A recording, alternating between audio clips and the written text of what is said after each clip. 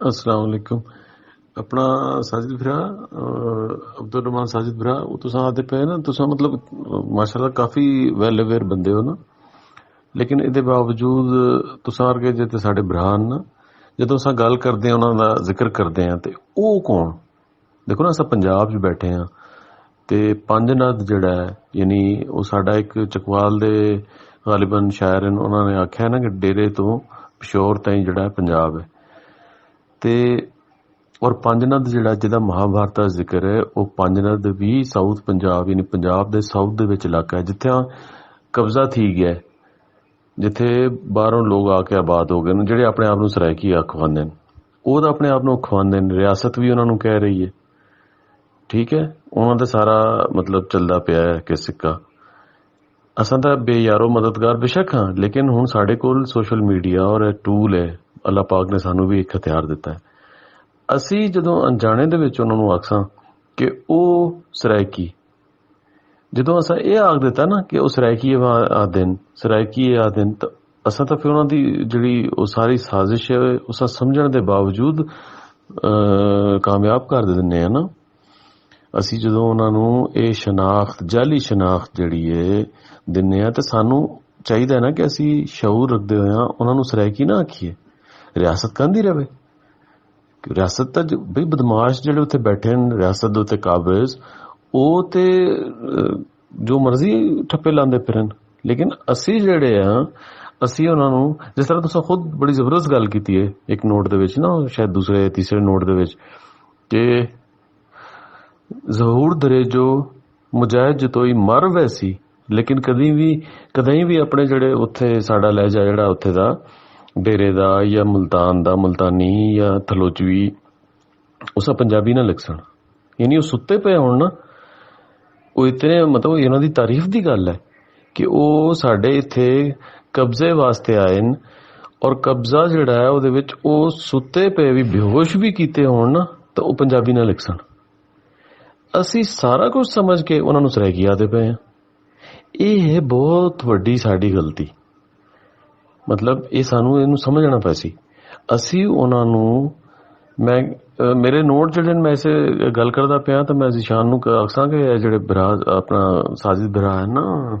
ਅਬਦੁਲ ਰਹਿਮਾਨ ਸਾजिद ਭਰਾ ਔਰ ਦੂਸਰੇ ਜਿਹੜੇ ਬੇਲੀ ਹੈ ਰਾਣਾ ਸਾਹਿਬ ਔਰ ਦੂਸਰੇ ਜਿਹੜੇ ਵੀ ਆਉਂਦੇ ਨੇ ਉਹਨਾਂ ਨਾਲ ਸ਼ੇਅਰ ਕਰਿਆ ਕਰੋ ਤਾਂ ਕਿ ਥੋੜਾ ਜਿਹਾ ਵਾਇਸ ਨੋਟ ਸੁਣ ਥੋੜਾ ਜਿਹਾ ਆਈਡੀਆ ਹੋ ਸੀ ਕਿ ਅਸਾਂ ਕੀ ਗੱਲਬਾਤ ਪਿੱਛੇ ਕਰਦੇ ਆ ਰਹੇ ਤਿੰਨ ਚਿਰ ਤੋਂ ਸੁਣਨ ਨਾਲ ਹੀ ਪੜ੍ਹਨ ਨਾਲ ਹੀ ਸਾਰੀ ਗੱਲ ਮੈਂ ਵੀ ਬਹੁਤ ਮੈਂ ਕੋਈ ਵੀ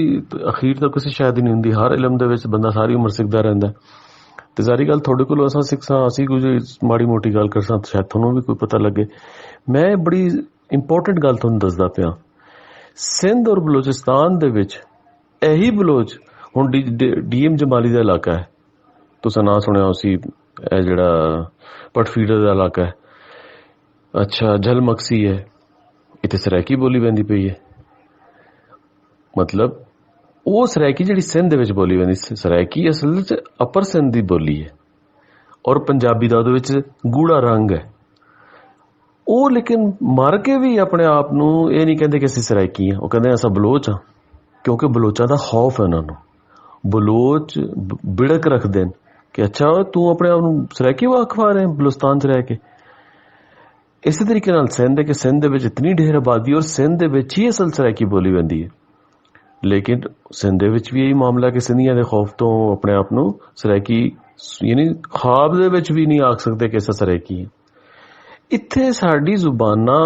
ਆਪਣੀਆਂ ਸਾਡੇ ਲਹਿਜੇ ਆਪਣੇ ਉਹ ਇੱਥੇ ਆ ਕੇ ਸੰਨ ਲਾ ਕੇ ਬਹਿ ਗਏ ਅਸੀਂ ਹੁਣ ਸਾਰਾ ਕੁਝ ਸਮਝਣ ਦੇ ਬਾਵਜੂਦ ਅਗਰ ਉਹਨਾਂ ਨੂੰ ਇਹ ਆਖਾਂ ਆਪਣੇ ਮੂੰਹ ਕਿ ਸਰਾਇਕੀ ਆਖਦੇ ਨੇ ਤੇ ਅਸੀਂ ਤਾਂ ਉਹਨਾਂ ਦੀ ਸਾਰੀ ਫਿਰ ਕਾਰਵਾਈ ਮੰਨ ਲਈ ਨਾ ਇਹੀ ਤਾਂ ਸਾਡਾ ਹਾਰ ਹੈ ਸਭ ਤੋਂ ਵੱਡੀ ਕਿ ਅਸੀਂ ਉਹਨਾਂ ਦੀ ਇਸ ਗੱਲ ਨੂੰ ਆਪਣੇ ਮੂੰਹ ਕੱਢ ਦਿੱਤਾ ਬੇਸ਼ੱਕ ਮੁਖਾਲਫਤ ਦੇ ਵਿੱਚ ਕੱਢਿਆ ਲੇਕਿਨ ਉਹਨਾਂ ਦੀ ਸਕਸੈਸ ਹੈ ਉਹਨਾਂ ਦੀ ਕਾਮਯਾਬੀ ਹੈ ਇਸ ਵਾਸਤੇ ਅਸਾਂ ਵੀ ਕਮਿਟਡ ਹੋਈਏ ਇਸ ਗੱਲ ਨਾਲ ਕਿ ਔਰ ਸੋਚ ਸਮਝ ਕੇ ਜਾਣ ਬੁੱਝ ਕੇ ਨਹੀਂ ਮੈਂ ਨਹੀਂ ਕਹਿੰਦਾ ਕਿ ਤੁਸੀਂ ਇਸ ਗੱਲ ਤੇ ਪੱਕੇ ਪੀੜੇ ਹੋਵੋ ਜੋ ਕਿ ਜੀ ਇਹ ਤਾਂ ਸਰਾਇਕੀ ਮੈਂ ਤਾਂ ਕਦੀ ਮੂੰਹ ਚੋਂ ਕੱਢਣਾ ਨਹੀਂ ਨਾ ਨਾ ਨਾ ਇਹ ਤਾਂ ਨਿਕਲ ਵੈਸੀ ਇਹ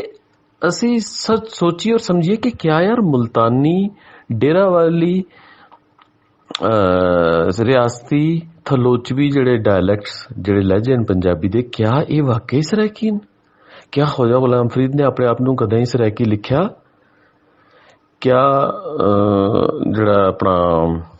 ਦੂਸਰੇ ਜਿਹੜੇ ਇੱਥੇ ਦੇ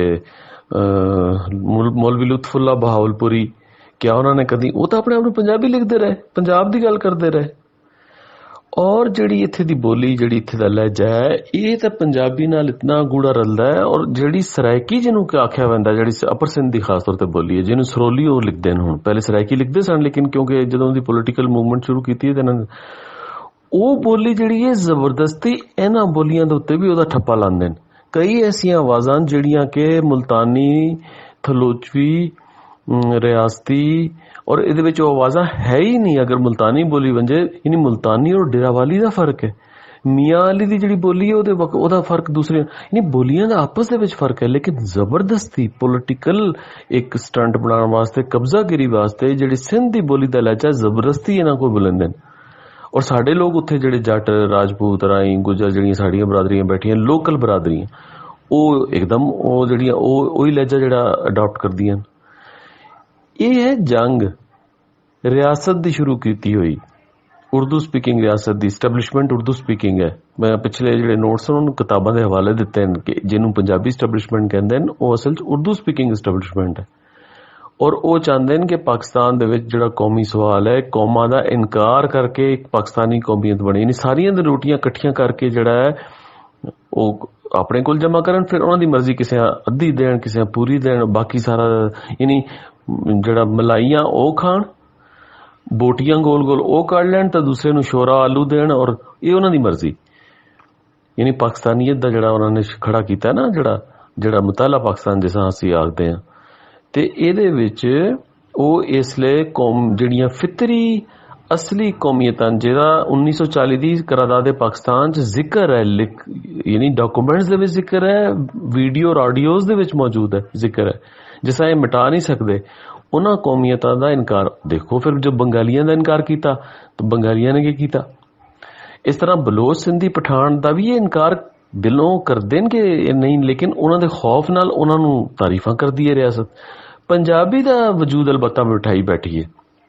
ਔਰ ਪੰਜਾਬ ਦੇ ਵਿੱਚ ਕਿਉਂਕਿ ਉਹਨਾਂ ਨੂੰ ਖੌਫ ਹੈ ਕਿ ਅਗਰ ਪੰਜਾਬੀ ਦਾ ਵਜੂਦ, ਪੰਜਾਬੀ ਦਾ ਸੋਚ ਖੜੀ ਹੋ ਗਈ, ਤੇ ਇਸ ਤਰੀਕੇ ਨਾਲ ਜਿਹੜਾ ਹੈ ਇਹ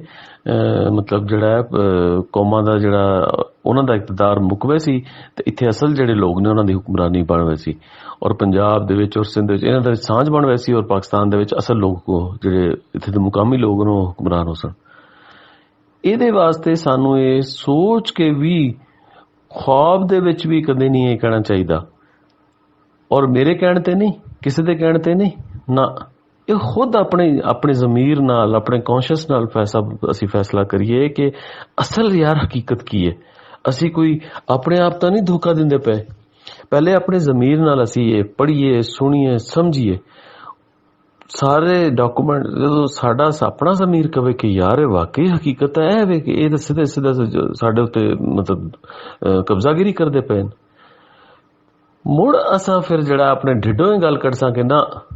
ਇੱਥਾ ਕੋਈ ਸਰਾਇਕੀ ਸਰੂਕੀ ਕੋਈ ਨਹੀਂ। ਇਹ ਹਨ, ਇਹਨਾਂ ਨੂੰ ਅਸੀਂ ਸਰਾਇਕੀ ਨਾ ਆਖਸਾਂ, ਇਹਨਾਂ ਨੂੰ ਆਖਸਾਂ ਪਨਾਈਏ। ਬਲੋਚ, ਸਿੰਧੀ, ਅਫਗਾਨ ਪਨਾਈਏ, ਇਹ ਹਨ ਪਨਾਈਏ। ਉਹਨਾਂ ਦੇ ਨਾਲ ਜਿਹੜੇ ਟਾਵੇਂ ਸਾਡੀਆਂ ਬਰਾਦਰੀਆਂ ਦੇ ਲੋਕ ਖੌਫ ਨਾਲ ਜਾਂ ਲਾਲਚ ਨਾਲ ਰਲੇ ਨੇ, ਉਹ ਜਦੋਂ ਕਹਿਣਗੇ ਅਸਾਂ ਵੀ ਸਰਾਇਕੀ ਹਾਂ, ਉਹਨਾਂ ਨੂੰ ਕਹੋ ਪੁੱਤਰੋ ਤੁਸਾਂ ਜਿਹੜੇ ਹੋ ਅਗਰ ਇਹ ਜਿਹੜੇ ਖੌਫ ਔਰ ਲਾਲਚ ਹੈ ਨਾ, ਇਹ ਕੱਢ ਦਵੋ ਤਾਂ ਹਕੀਕਤ ਹੈ ਕਿ ਇਹ ਉਹ ਲੋਕ ਨੇ ਜਿਹੜੇ ਦੁੱਲਾ ਭੱਟੀ ਨੂੰ ਗਾਲ ਕੱਢਦੇ ਨੇ, ਜਿਹੜੇ ਪੰਜਾਬ ਦੇ ਸੂਫੀਆ ਦਾ ਜਿਹੜਾ ਕਲਾਮ ਹੈ ਉਹਦੇ ਵਿੱਚ ਤਾਰੀਫ ਕਰਦੇ ਨੇ। ਔਰ ਤੁਸਾਂ ਖੌਫ ਨਾਲ, ਜਿਸ ਤਰ੍ਹਾਂ ਲਾਹੌਰ ਦਾ ਬੰਦਾ ਆਪਣੇ ਲਾਲਚ ਔਰ ਖੌਫ ਦੇ ਤਹਿਤ ਲੱਗਾ ਹੈ, ਜਿਸ ਤਰ੍ਹਾਂ ਇਹ ਪੰਜਾਬ ਦਾ ਕਿਹੜਾ ਰੀਜਨ ਹੈ ਜਿੱਥੇ ਖੌਫ ਦੇ ਤਹਿਤ ਉਹਨਾਂ ਦੇ ਨਾਲ ਨਹੀਂ ਰਲੇ ਹੋਏ। ਤੇ ਇਸ ਕਰਕੇ ਸਾਨੂੰ ਮਤਲਬ ਜਿਹੜਾ ਹੈ ਇਸ ਚੀਜ਼ ਨੂੰ ਸ਼ੌਰੀ ਤੌਰ ਤੇ ਅਪਣਾਉਣਾ ਪੈ ਸੀ।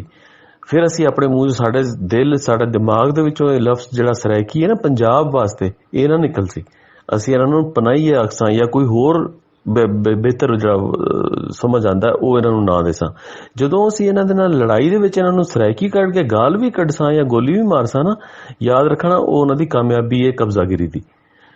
ਮਿਹਰਬਾਨੀ। ਮਤਲਬ ਮੈਂ ਗੱਲ ਇਸ ਵਾਸਤੇ ਥੋੜੀ ਸੁਣੀ ਤੇ ਮੈਨੂੰ ਦੂਸਰੇ ਪਾਸੇ ਆ ਕੇ ਤਾਂ ਕਿਉਂਕਿ ਉਧਰ ਬਾਲ ਸੁੱਤੇ ਸਨ ਤਾਂ ਮੈਨੂੰ ਲਿਖਣਾ ਪਿਆ। ਮੈਂ ਕਿਹਾ ਸ਼ਾਇਦ ਗੱਲ ਨਾ ਸਮਝ ਆਏ, ਲੇਕਿਨ ਇਹ ਕਿ ਜ਼ਰਾ ਇਸ ਤੇ ਦੇਖ ਲਓ, ਸੋਚ ਲਓ।